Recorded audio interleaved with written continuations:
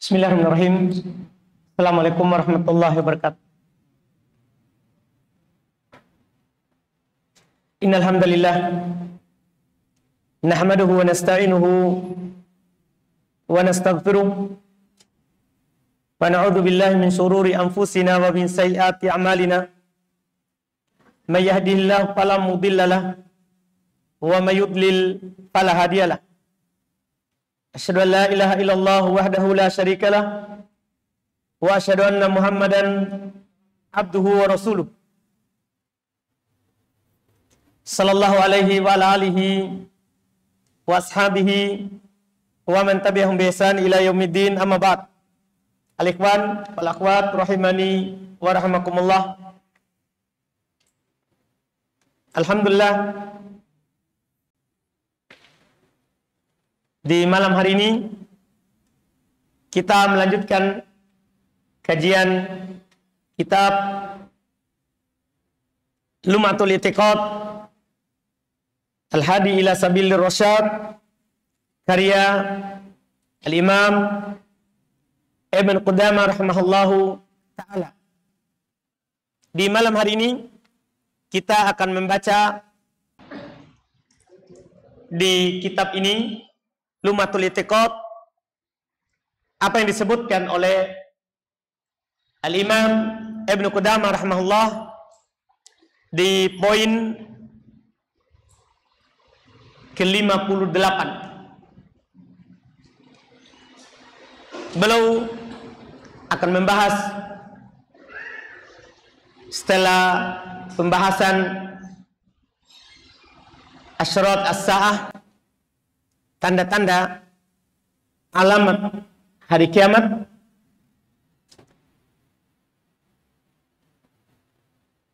belum menyebutkan satu pembahasan juga yang wajib kita yakini di dalam kehidupan dunia ini sebagai seorang muslim, sebagai seorang yang beriman kepada Allah Subhanahu wa ta'ala, beriman kepada hari akhirat, adalah terkait dengan permasalahan adab al-qabr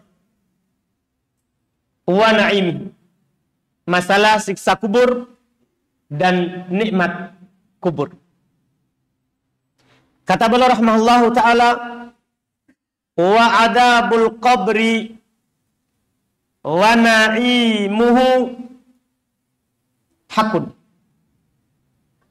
Wa qad ista'adha an-nabiy sallallahu alaihi wa alihi wasallam minhu wa amara bihi fi kulli salatin. Wa fitnatul qabri hakun wa su'alu munkar wa nakir hakun. Ini poin yang beliau sebutkan. Adab di dalam kubur dan nikmat di alam kubur itu hak, benar adanya. Nabi sallallahu alaihi wasallam kata beliau selalu meminta perlindungan darinya, dari azab kubur. Dan Nabi memerintahkan kita, umatnya, untuk meminta perlindungan dari azab kubur di setiap sholat kita. Ujian di dalam kubur berupa pertanyaan dua malaikat dengan 3 pertanyaan. Man rabbuk, siapa Rabbmu? Wa madinuk, apa agamamu? Wa man nabiyuk, dan siapa nabimu? Ini hak, benar adanya. Pertanyaan dari munkar dan nakir itu hak. Semua ini terjadi di dalam alam kubur yang kita kenal dengan alam barzakh. Pembahasan ini adalah pembahasan yang penting dalam bab keyakinan. Yang pertama, karena pembahasan ini masalah siksa kubur, fitnah kubur, dan nikmat di dalam alam kubur itu perkara yang ditetapkan oleh Al-Quran, hadits Nabi SAW yang sangat banyak, mutawatir, dan juga disepakati oleh ahli sunnah wal jamaah akan adanya adab kubur. Ini penting masalahnya. Ditambah lagi, ini menjadi penting pembahasannya karena ada sisi yang lain dari orang-orang yang menyandarkan dirinya kepada Islam, tapi mereka mengingkari akan adanya adab kubur. Mereka mengingkari akan adanya adab kubur. Dari orang-orang yang menggunakan akal, tidak pakai dalil syar'i. Dari kalangan Mu'tazilah. Dari kalangan Mu'tazilah. Orang-orang filsafat dan yang semisal dengan mereka. Mereka mengingkari karena akal. Kata mereka, kami gali kubur, itu tidak ada apa-apa yang terjadi. Kalau memang ada adab kubur, kalau kita gali kubur, pasti ada adab di dalamnya. Ini menurut akal mereka. Sehingga mereka mengingkari. Karena akal mereka tidak mendapatkan hal itu. Iya.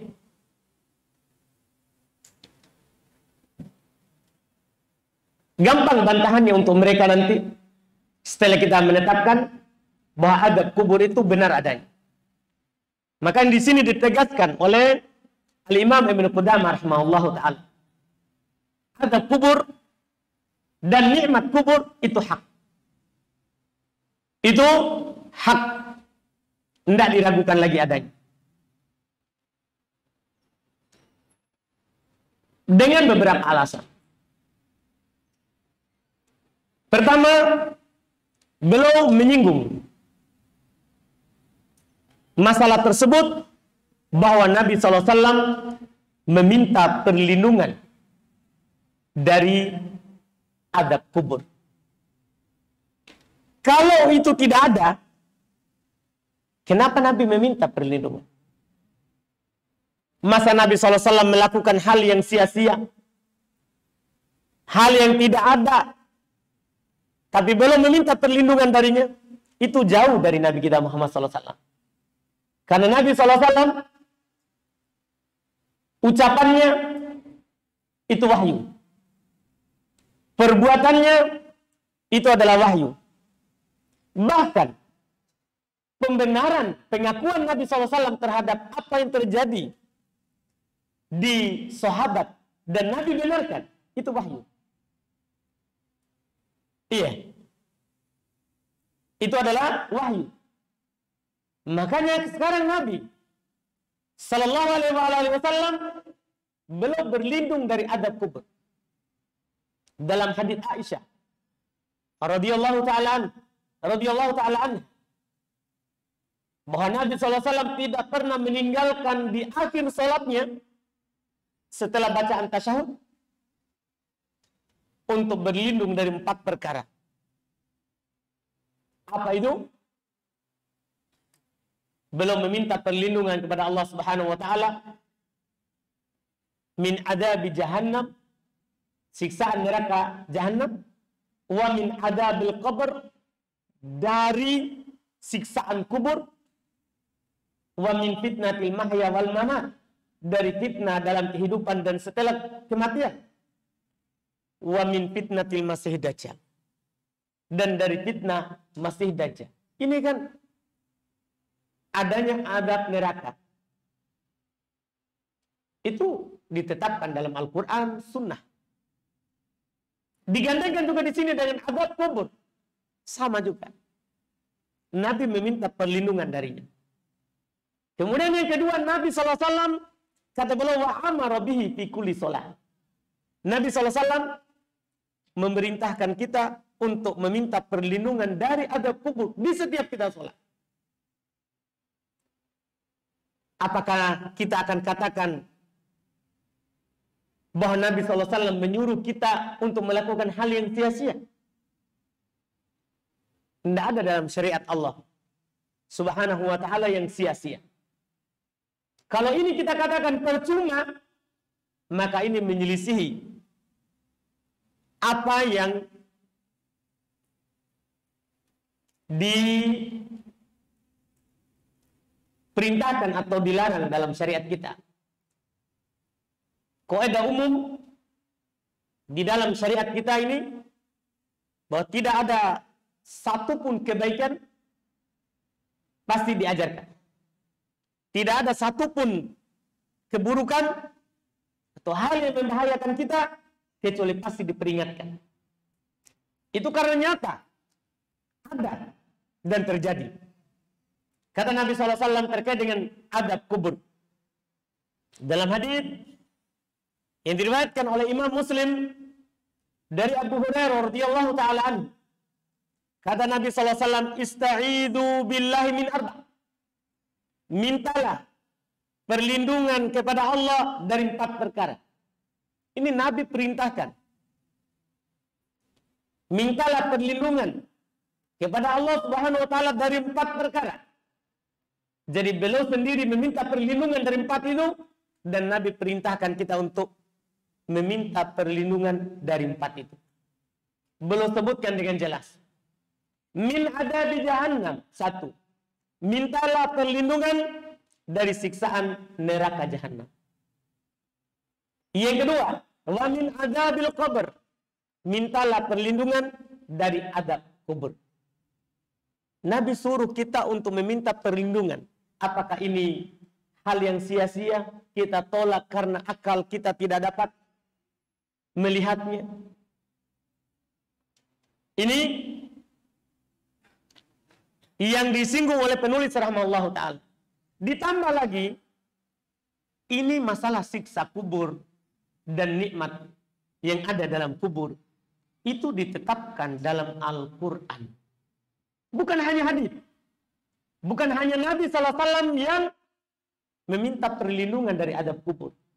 Bukan hanya Nabi SAW anjurkan kepada kita untuk meminta perlindungan dari adab kubur. Bahkan Al-Quran menyebutkan adanya adab kubur. Sebagian orang kadang mengatakan tidak ada dalam Al-Quran. Iya. Nah, walaupun tidak ada dalam Al-Quran, anggaplah tidak ada. Kita beragama itu bukan hanya dengan Al-Quran, tapi juga dengan hadis Nabi SAW. Karena wahyu dari Allah Subhanahu Wa Taala kepada Nabi kita itu ada 2. Pertama Al-Quran, kalamullah. Yang kedua apa? Hadis. Karena Allah Subhanahu Wa Taala berfirman, wa ma yantiqu anil hawa in huwa illa wahyu yuha. Nabi SAW tidak pernah berucap dengan hawa nafsunya. Tiada lain apa yang beliau ucapkan itu adalah apa? Wahyu yang diwahyukan. Ini kita anggaplah terima. Cocok. Anggaplah tidak ada dalam Al-Quran. Ada dalam hadis. Ada dalam hadis. Bagaimana lagi kalau perkara ini ada dalam Al-Quran? Ada dalam Al-Quran. Pertama di antara yang para ulama sebutkan dalil dalam Al-Quran. Firman Allah Subhanahu wa taala di dalam surah As-Sajdah ayat 21. Kata Allah Subhanahu wa taala, "Walanudhiqannahum minal adabil adana dunal adabil akbar." Kami akan merasakan kepada mereka siksaan yang ringan. Apa itu siksaan yang ringan? Dan apa itu siksaan yang berat? Dikatakan oleh para ulama kita, qalu ulama tafsir, al-adabul adna huwa adabul qabr. Termasuk yang menukil ini adalah Syekh Shalih Al-Fauzan. Kata beliau, qalu para ulama tafsir bilang, mengatakan al-adabul adna, siksaan yang ringan. Apa maksudnya? Huwa adabul qabr. Maksudnya adab kubur. Cuman orang-orang yang menentangnya akan mengatakan, ini kan versi Syekh Shalih Al Fauzan, versi mereka. Mereka akan mengatakan seperti itu. Iya.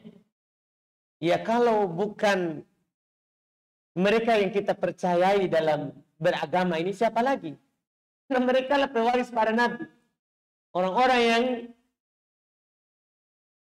diberikan hikmah, taufik, hidayah oleh Allah Subhanahu wa taala untuk menyampaikan nama Allah.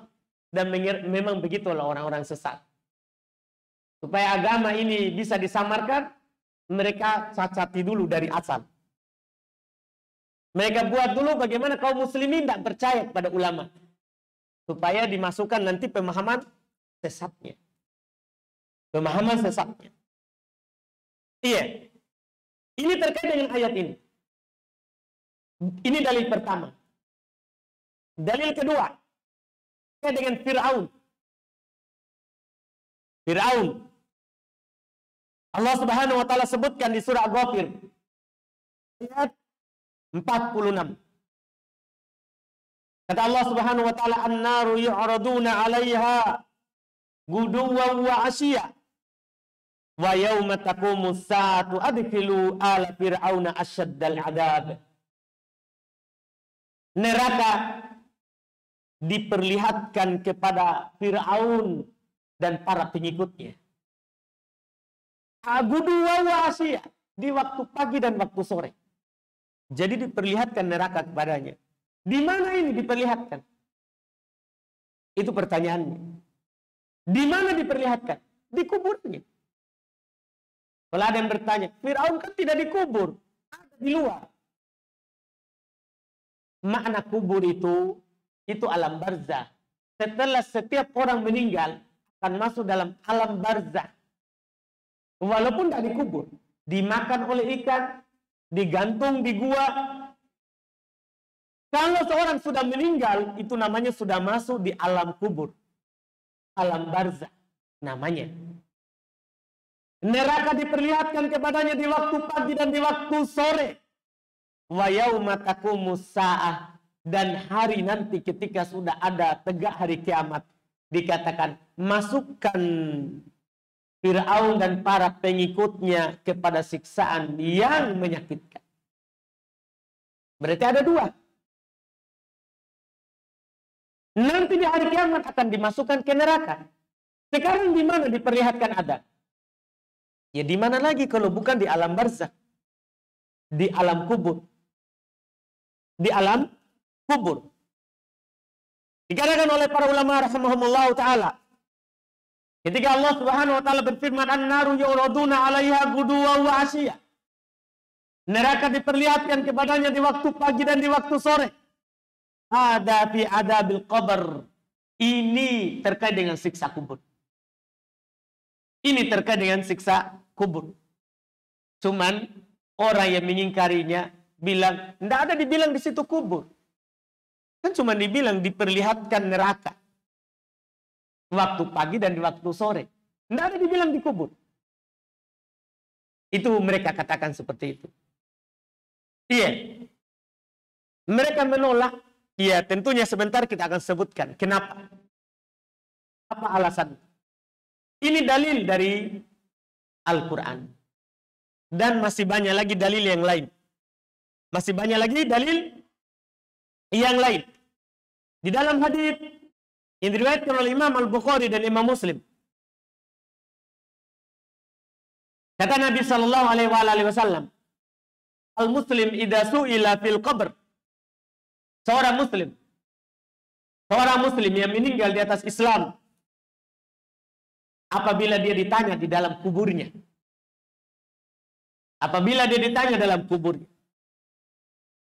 siapa Rabbmu? Apa agamamu? Siapa nabimu? Ketika dia menjawab, Rabbku adalah Allah. Rabbi Allah. Rabbku adalah Allah. Wa dini Islam. Agamaku adalah Islam. Wa Nabi Muhammad sallallahu alaihi wasallam. Nabiku adalah Muhammad sallallahu alaihi wasallam. Ketika dia menjawab ini dengan keyakinan penuh, dia ditanya oleh malaikat Munkar dan Nakir, dari mana kamu tahu bahwa Rabbmu adalah Allah,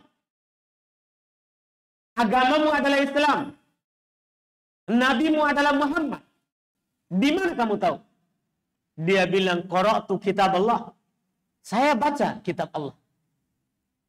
Ini ketika dia ditanya dalam kubur. Dia jawab dengan penuh keyakinan. Nabi SAW membaca ayat. Belum baca ayat. Fadzaka qauluhu ta'ala.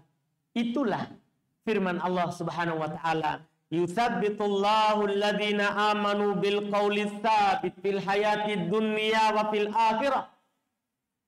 Allah Subhanahu wa taala kokohkan orang-orang yang beriman dengan ucapan yang kokoh di kehidupan dunia dan di kehidupan akhirat. Ini dibilang di kehidupan akhirat. Di mana ini ditanya?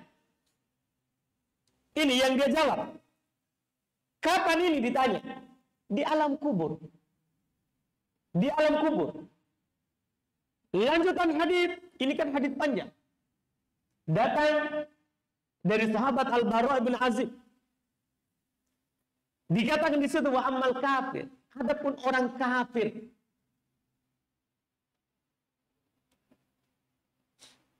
orang kafir yang tidak beriman kepada Allah Subhanahu wa ta'ala, ketika ditanya dengan 3 pertanyaan tadi, maka dia akan menjawab, ha la adri. Saya tidak tahu. Saya tidak tahu. Ketika ditanya, siapa Rabbmu? Saya tidak tahu. Ditanya, apa agamamu? Saya tidak tahu. Ditanya, siapa nabimu? Saya tidak tahu. Dia bilang, sami'tu nasa yaquluna syai'an faqultu. Saya hanya mendengar orang bilang sesuatu, ya saya bilang juga. Itu saja. Saya dengar orang bilang sesuatu, saya juga ikut katakan. Ditanya dan dikatakan oleh para malaikat, mata laita, kamu tidak baca? Wa ma daroita, dan kamu tidak cari tahu? Tidak belajar? Iya, itu dikatakan. Nabi SAW membaca firman Allah Subhanahu wa ta'ala, wa yudhillullahu dzalimin. Allah Subhanahu wa ta'ala menyesatkan orang-orang yang zalim. Ini di mana? Ini di adab kubur. Nabi SAW membaca ayat ini terkait dengan pertanyaan yang ada di alam kubur. Berarti di alam kubur ada namanya siksaan, ada namanya nikmat. Di alam kubur.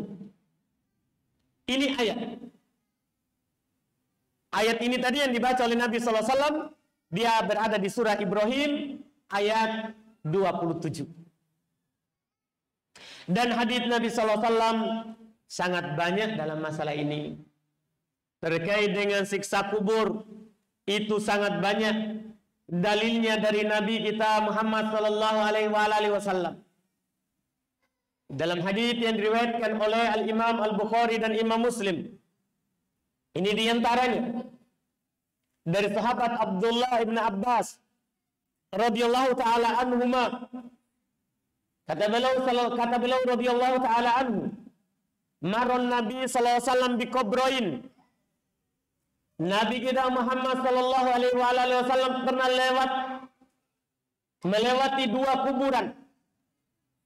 Faqal, maka Nabi katakan, innahuma la yu'adzaban. Sungguh 2 penghuni kubur ini sedang disiksa. Ini Nabi menunjuk kuburan. Jadi Nabi lewat di 2 kuburan. Nabi katakan, sungguh kedua penghuni kubur ini lagi disiksa. Ini Nabi yang berkata. Allah Subhanahu wa taala berfirman terkait dengan ucapan Nabi kita sallallahu alaihi wasallam di ayat yang kita baca tadi.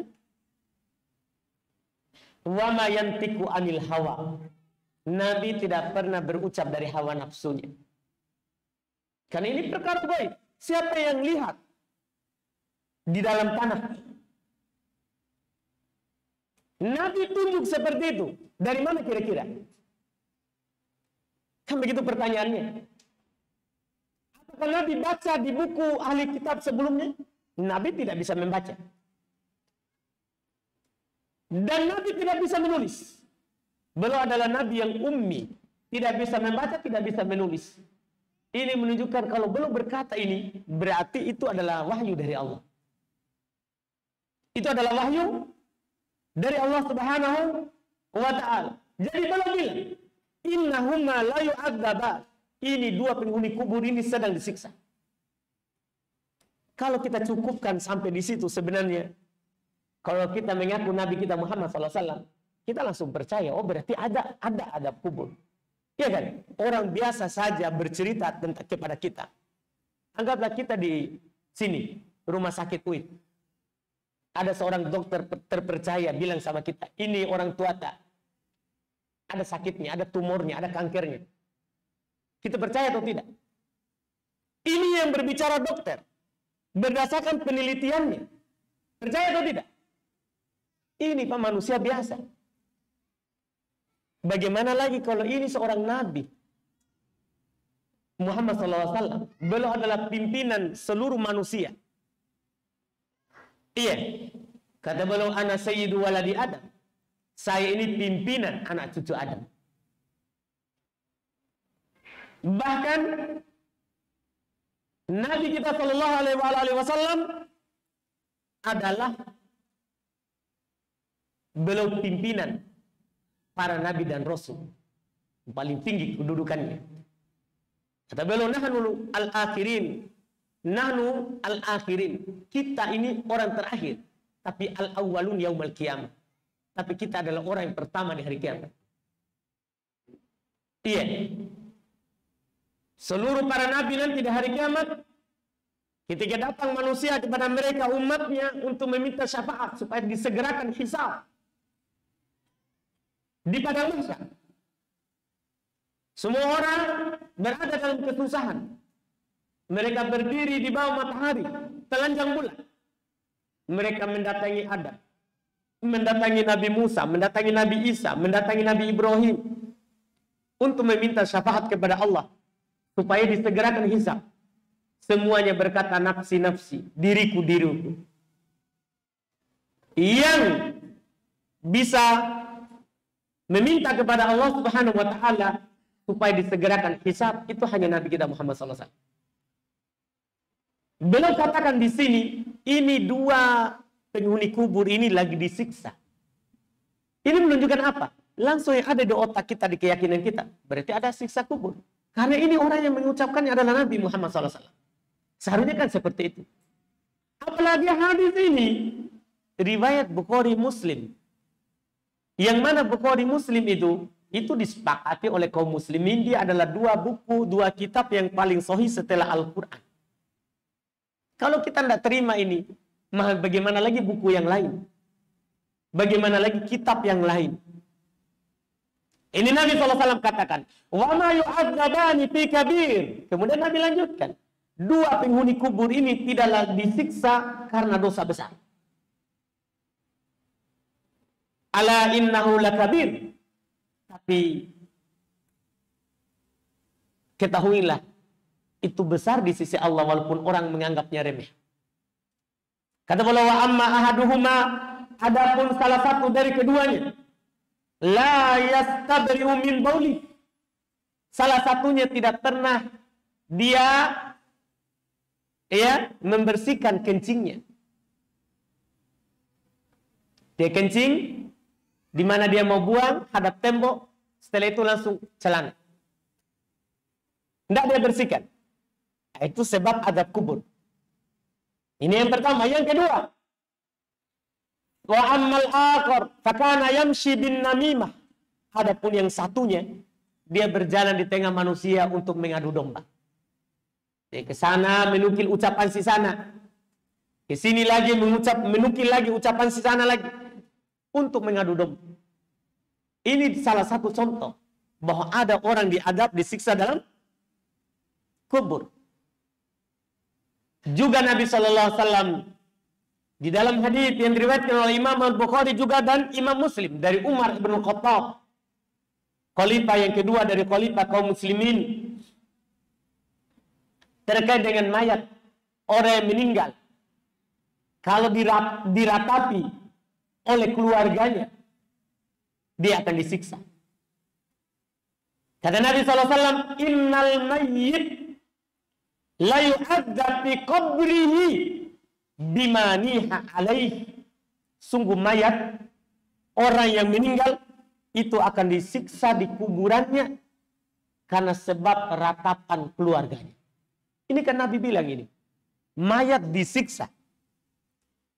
Apa yang kita pahami dari ucapan ini? Iya, apakah kita akan mengatakan, oh bukan di kuburannya, nanti di akhirat? Tidak bisa kita begitu, karena Nabi bilang, fi qabrihi. Mayat seorang yang meninggal akan diadab di kuburannya. Apa kita akan mengatakan, tidak ada adab di kubur? Nabi yang bilang ini, mayat itu yang meninggal akan diadab di kuburannya. Nabi yang bilang, ini hadis riwayat Bukhari Muslim dari Umar ibn Khattab radhiyallahu taala.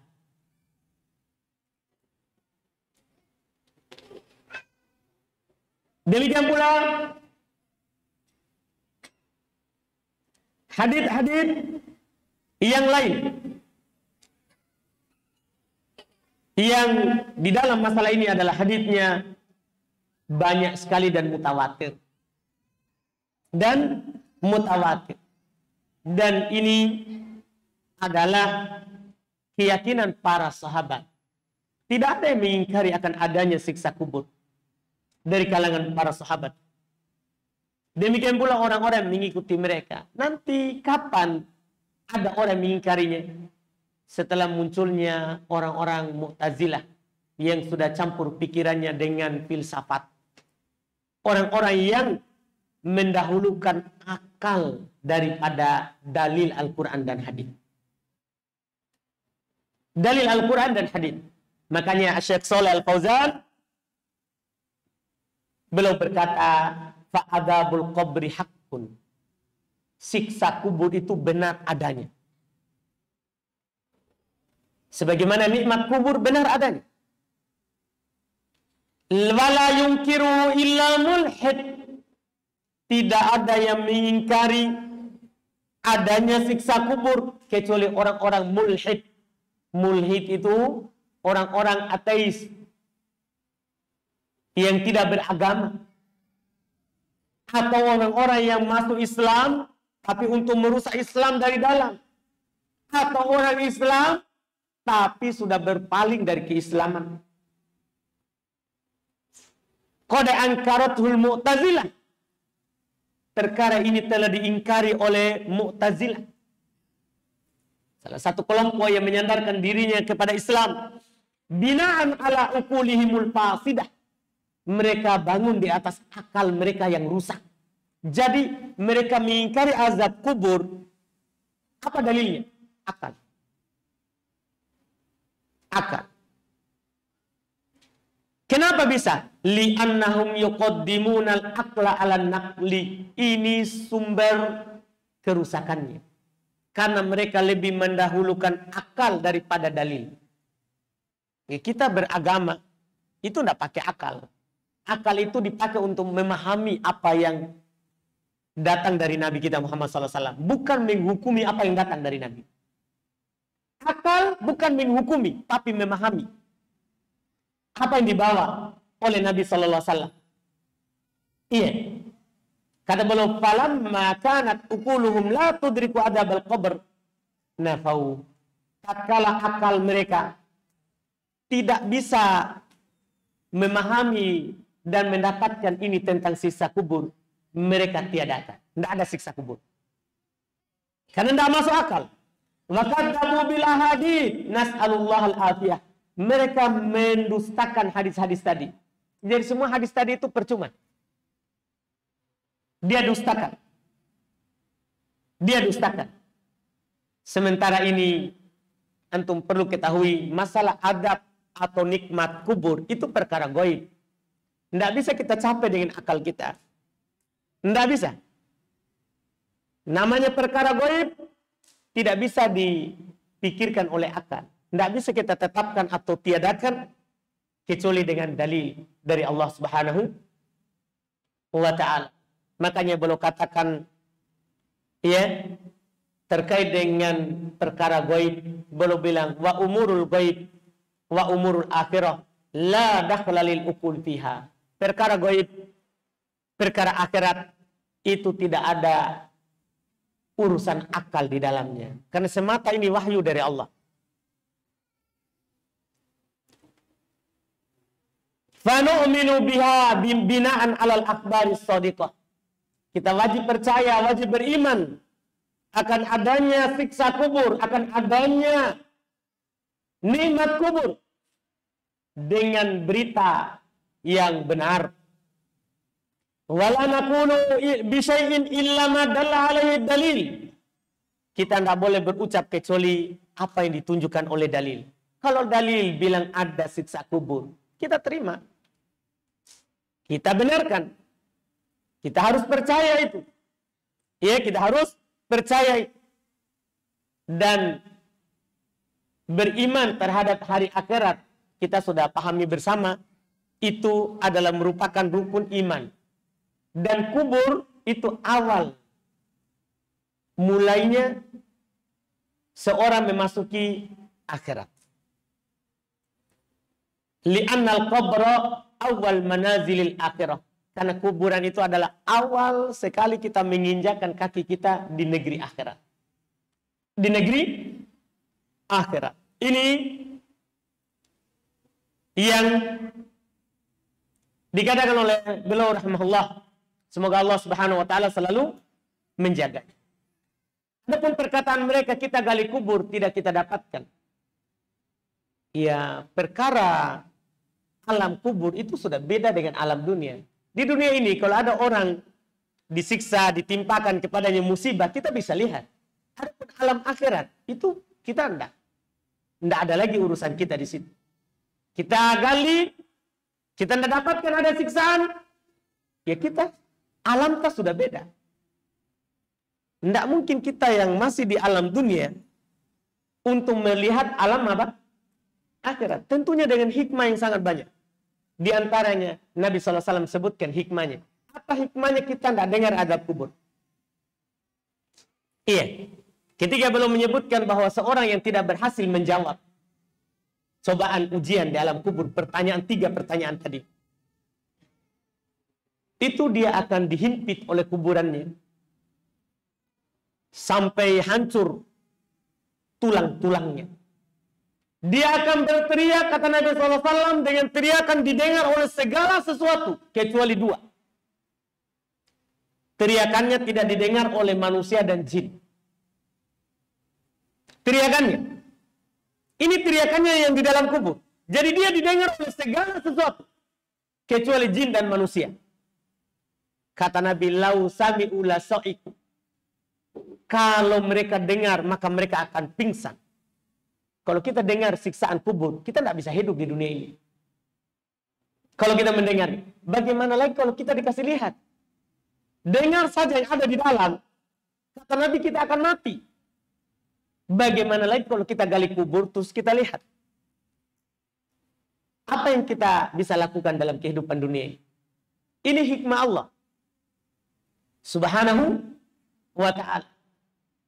Makanya kita di sini yang wajib bagi kita sebagai muslim adalah mempercayai akan adanya adab kubur, bahwa di sana nanti akan datang kepada kita dua malaikat, Munkar dan Nakir, sebagaimana yang dikatakan oleh Nabi sallallahu alaihi wasallam, innal abda idza wudi'a fi qabrihi wa tawalla anhu ashabuhu innahu la yasma'u qur'ani alihim qala yatihi malakan fayuq'idani. Ini riwayat Muslim. Sungguh seorang hamba, apabila dia telah diletakkan di dalam kuburannya, di lahap kuburannya, dan orang-orang yang mengantarnya itu pulang, itu yang dikubur tadi itu mendengarkan sandalnya orang-orang yang pulang. Dia dengar. Tapi dia tidak bisa lagi panggil kita karena dia sudah di alam lain. Kita masih di dunia, dia sudah di alam barzah, beda alam kita. Dia dengar suara sandal kita pulang. Kata Nabi SAW, ya'tihi malakan, akan datang kepadanya dua malaikat. Akan datang kepadanya dua malaikat. Fayuq'idanihi, maka dua malaikat ini akan mendudukannya. Akan mendudukannya. Iya. Setelah didudukan, maka ditanyalah tentang pertanyaan yang kita sebutkan tadi. Kalau dia mampu menjawab, maka akan mendapatkan nikmat kubur. Kalau dia tidak mampu menjawab, maka dia akan mendapatkan siksa kubur. Akan mendapatkan siksa kubur.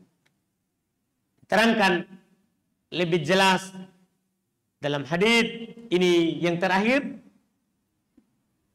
Diterangkan lebih jelas di dalam hadis Al-Bara' ibn Azib yang terkenal terkait dengan kisah ujian yang ada dalam kubur ketika seorang meninggalkan dunia ini. Nabi SAW menyampaikan dua orang yang meninggal.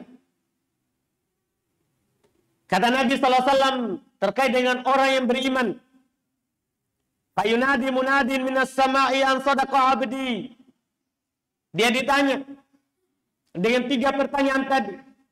Maka ada suara dari langit yang berkata, hambaku jujur. Ketika dia ditanya, siapa Rabbmu? Allah. Siapa apa agamamu? Islam. Siapa nabimu? Muhammad. Ada langsung suara dari langit, hambaku benar. Hambaku jujur. Setelah itu apa dikatakan? Fa'afrishuhu minal jannah. Bukakan pintu surga untuknya. Ini di dalam kuburannya diperlihatkan surga untuknya. Wa albisuhu minal jannah. Pakaikan dia dengan pakaian yang dari surga. Waftahu lahu baban ilal jannah. Bukakan untuknya pintu dari kuburannya itu sampai ke surga. Fayatihi min rihiha wa tibiha. Datang di kuburannya dari bau surga. Karena dibukakan dari kuburannya sampai ke pintu surga. Wa yubsa'u lahu fi qabrihi maddal basar. Dilapangkan kuburannya sejauh mata memandang. Ini mukmin. Dapat nikmat kubur. Ini yang beriman. Kemudian kata Nabi, wa qala fil kafir. Nabi SAW berkata kepada yang kafir. Ditanya dengan tiga pertanyaan yang sama. Ditanya, siapa Rabbmu? Tidak tahu. Dan jawaban di alam kubur tergantung kita di dunia ini. Bukan jawab sembarang, tidak bisa berbohong. Apa agamamu? Tidak tahu. Siapa nabimu? Tidak tahu. Fayunadi munadin minas sama. Sama. Ada suara dari langit. An kadaba abdi. Bahwa orang itu dusta. Orang itu dusta. Karena sudah diutus Nabi. Sudah diutus Rasul. Dia tidak tahu apa-apa. Maka orang itu dusta. Setelah itu, kata Nabi SAW, fa'afrishuhu minan nar. Bukakan untuknya. Hamparkan untuknya dari neraka. Waftahu lahu baban minan nar. Bukakan pintu dari neraka. Dia lihat tempat duduknya nanti di neraka.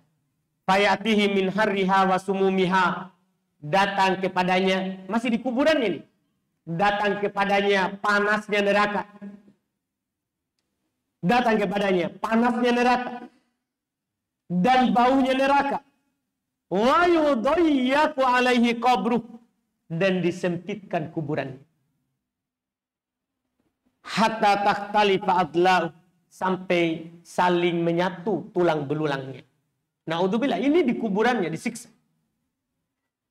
Ini hadis diriwayatkan oleh Imam Ahmad, Abu Daud dan selainnya. Dan kata Syekh Ibnu Utsaimin rahimahullah, wa qad ittafaqa salaf ahli sunnah ala itsbati adabil qabr wa na'imihi.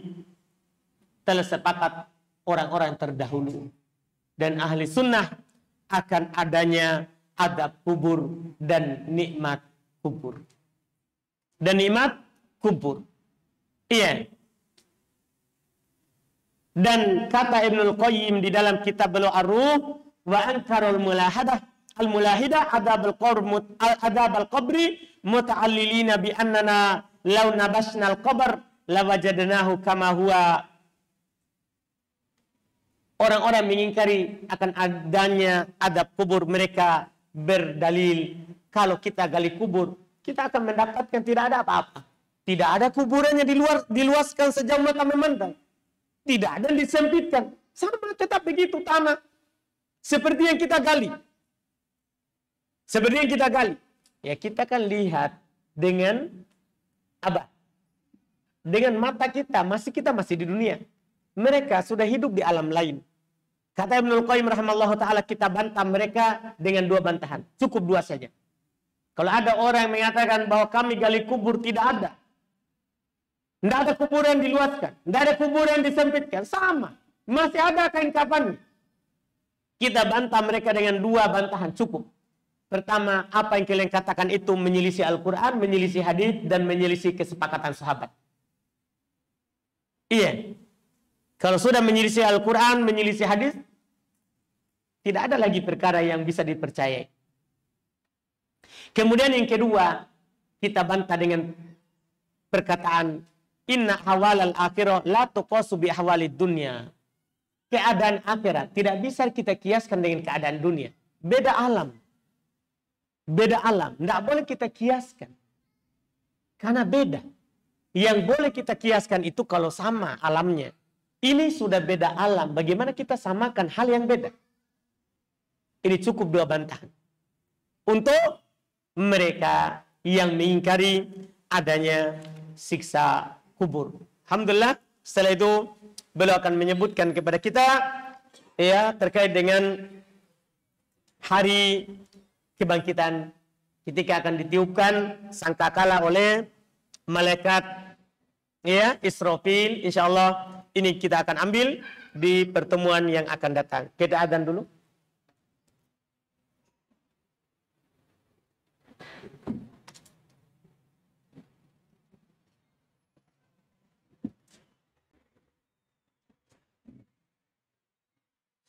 Allahu Akbar, Allahu Akbar, Allahu Akbar, Allahu Akbar. Asyhadu an la ilaha illallah.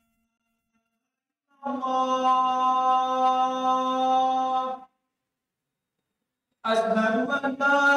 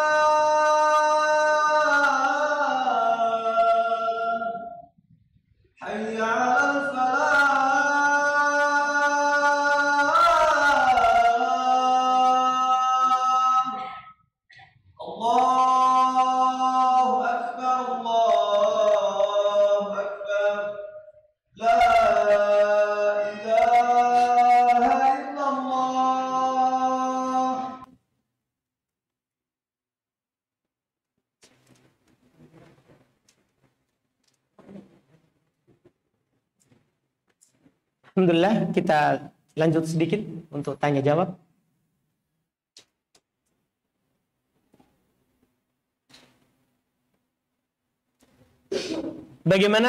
Bagaimanakah ciri-ciri orang yang mampu menjawab pertanyaan mungkar dan nakir?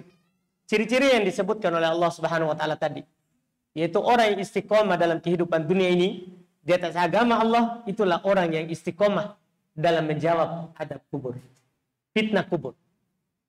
Yang Allah sebutkan tadi dalam ayat di surah Ibrahim, "Yutsabbitullahu alladziina aamanu bil qauli tsabit fil hayati dunya wa fil akhirah." Allah Subhanahu wa taala mengokohkan orang-orang yang beriman dengan ucapan yang kokoh di kehidupan dunia. Dia kokoh di kehidupan dunia. Mereka bilang Rabbunallahu tsumma istaqamu. Mereka adalah orang-orang yang bilang Rabb kami adalah Allah, kemudian mereka istiqomah di atasnya. Tidak berubah dengan apa yang terjadi di kehidupan dunia ini. Innal ladzina qalu rabbunallahu tsumma istaqamu. Sungguh orang-orang yang berucap Rabb kami adalah Allah, kemudian mereka istiqomah sampai mati, sampai meninggal.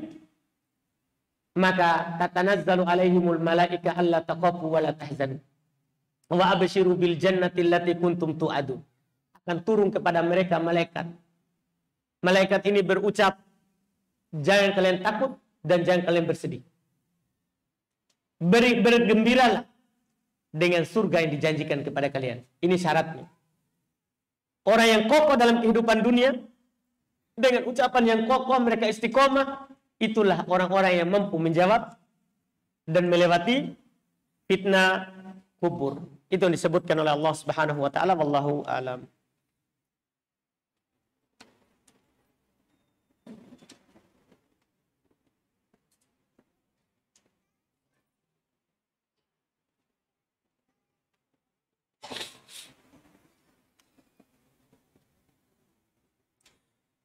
Apakah ada takdir yang bisa diubah dengan usaha? Tidak ada. Takdir itu tidak bisa diubah dengan usaha kita.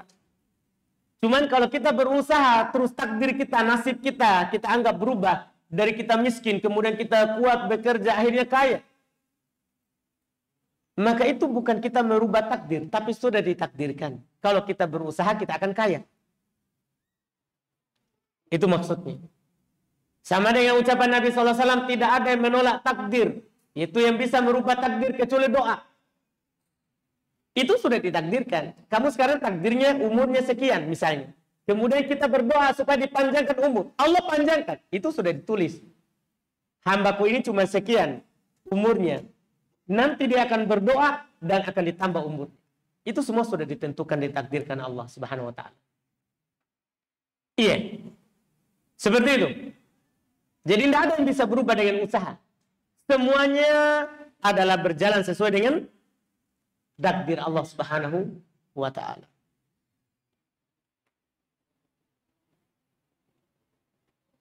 Apakah orang yang sudah pasti masuk surga akan terhindar juga dari azab kubur? Tentunya. Tadi kan hadis Bara bin Azib.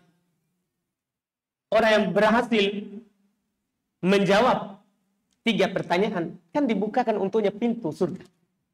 Artinya dia akan masuk surga. Sampai dikatakan, di hadis tadi kita tidak baca sempurna. Karena kita cuma mau membahas ada yang disiksa dan ada yang diberi nikmat.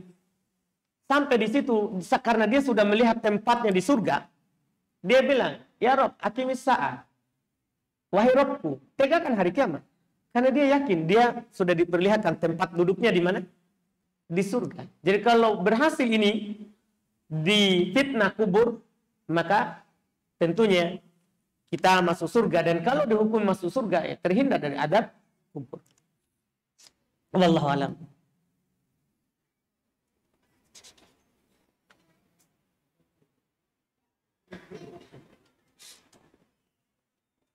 Amalan apa yang dilakukan agar kita masuk surga dan terhindar dari neraka dan siksa kubur? Banyak amalan yang bisa dilakukan agar supaya bisa terhindar dari siksa kubur dan siksa neraka. Banyak. Iya. Di antaranya, siapa yang beriman kepada Allah, mendirikan sholat, mengeluarkan zakat, berpuasa di bulan Ramadan, itu wajib masuk surga. Artinya dia akan terhindar dari neraka. Kata Nabi SAW, man amani billahi wa bi rasulih, wa aqama sholata wa ata zakata wa shoma Ramadan, wajabat lahul jannah. Siapa yang beriman kepada Allah, beriman kepada Rasulnya, dia mendirikan sholat, mengeluarkan zakat, berpuasa di bulan Ramadan, wajib baginya surga. Wajib baginya surga. Ini dikatakan oleh Nabi SAW. Jadi kalau wajib surga berarti dia tidak masuk neraka, terhindar dari neraka. Demikian pula kita beriman dan beramal soleh, juga wajib surga. Iya. Kata Allah Subhanahu wa taala dalam Al-Qur'an, "Wa basyiril ladzina amanu wa 'amilus sholihat anna lahum jannatin tajri min tahtihal anhar." Beri kabar gembira kepada orang-orang yang beriman dan beramal soleh, bahwasanya untuk mereka surga yang mengalir di bawahnya sungai-sungai. Di antaranya juga yang disebutkan oleh Nabi SAW, sebab masuk surga, terhindar dari neraka, kalau kita bertakwa kepada Allah Subhanahu wa taala dan berakhlak dengan akhlak yang baik. Dalam hadits Abu Hurairah, beliau ditanya tentang perkara yang banyak manusia masuk surga karenanya. Kata beliau, taqwallah wa husnul khuluq. Kamu bertakwa kepada Allah dan berbaik akhlak. Berbaik akhlak. Ini sebab masuk surga. Kita akan terhindar dari neraka.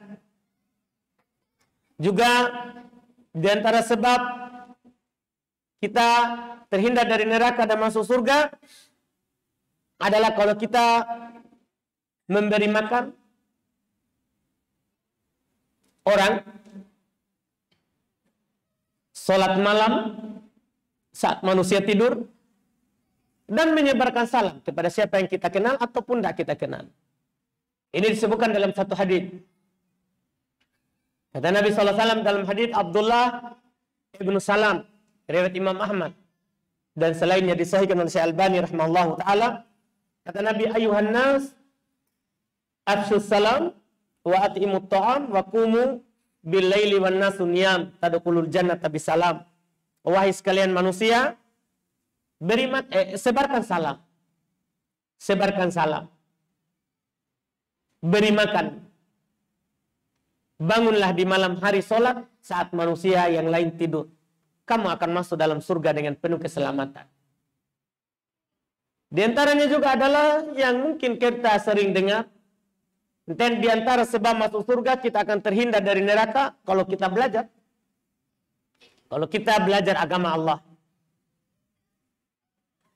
Datang ke majelis ilmu, duduk untuk mendengarkan ilmu.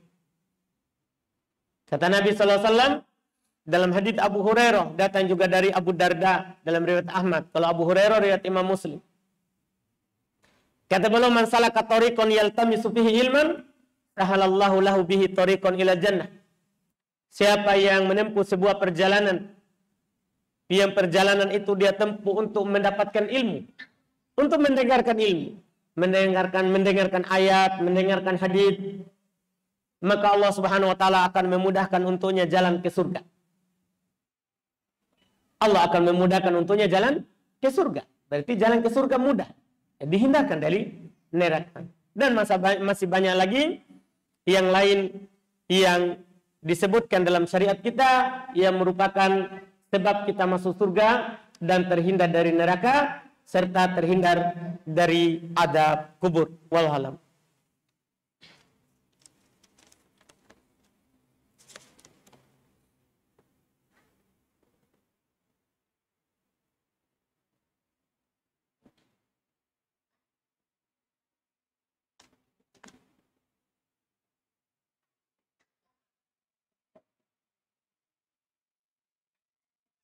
bertobat. Jadi tiba-tiba begitu. Bertobat. Titik. Beberapa hari kemudian, mungkin ada saya bertobat. Beberapa hari kemudian, maksiat lagi.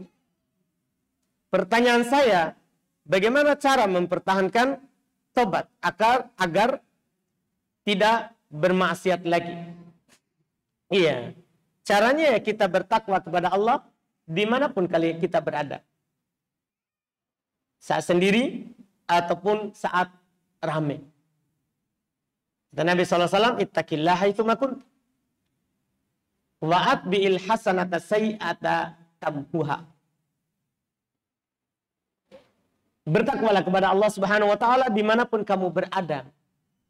Kalau kamu jatuh dalam kesalahan sudah bertakwa semampunya, tapi jatuh dalam kesalahan, ikutkan kebaikan supaya akan menghapus keburukan itu. Itu yang dikatakan oleh Nabi SAW. Karena tidak ada dari kita ini yang tidak akan jatuh dalam dosa. Kalau kita tidak jatuh dalam dosa, maka kita akan dihilangkan oleh Allah dan akan mendatangkan orang yang melakukan dosa dan bertobat lagi pada Allah. Seperti itu. Iya. Itu yang disebutkan. Yang berbahaya itu kalau kita berdosa tapi tidak bertobat. Tidak bertobat segera. Adapun untuk tidak berdosa sama sekali tidak ada. Kata Nabi SAW, kullu bini Adam khata. Setiap anak cucu Adam pasti berdosa. Bahkan dalam sebagian hadis bahwa ada dosa yang seorang itu tidak pernah meninggalkannya dari satu masa ke masa. Karena seorang mukmin itu kata Nabi SAW nasaan, pelupa. Sudah astagfirullah, bertobat, lupa, jatuh lagi. Jatuh lagi. Iya. Makanya di antara rahmat Allah Subhanahu wa taala, malaikat pencatat dosa, pencatat kesalahan. Itu ketika kita jatuh dalam kesalahan, tidak langsung dia catat. Kata Nabi, dia akan mengangkat pulpennya, penanya itu untuk catat selama 6 jam. Kalau hamba itu bertobat dalam waktu itu, tidak jadi. Kalau tidak, maka dicatat satu kesalahan. Ini rahmat Allah Subhanahu wa taala. Iya. Demikian pula dalam hadis Nabi SAW, bahwa seorang hamba berdosa. Kemudian dia bertobat. Kata Allah Subhanahu wa taala, alima anna lahu rabb. Dia tahu, dia yakin kalau dia punya Rabb. Ia mengampuni seluruh dosa sehingga dia bertobat. Saya ampuni dosanya. Dosa lagi. Setelah itu dia minta ampun lagi. Allah tetap katakan seperti itu, sama. Saya telah ampuni dosanya. Berdosa lagi. Begitu terus. Begitu terus. Karena tidak ada seorang pun dari kita yang maksum. Maksudnya yang tidak pernah jatuh dalam dosa. Yang tidak pernah jatuh dalam dosa. Ada dosa yang selalu kita lakukan. Cuman ya kita harus selalu bertobat kepada Allah Subhanahu wa taala atas kekurangan itu. Nabi kita SAW manusia yang terjaga dari dosa. Tak bersamaan dengan itu Nabi kita SAW adalah selalu memohon ampun kepada Allah Subhanahu wa taala dari dosa. Dari dosa. Padahal beliau sudah dijamin diampuni apa yang telah berlalu dan apa yang akan datang.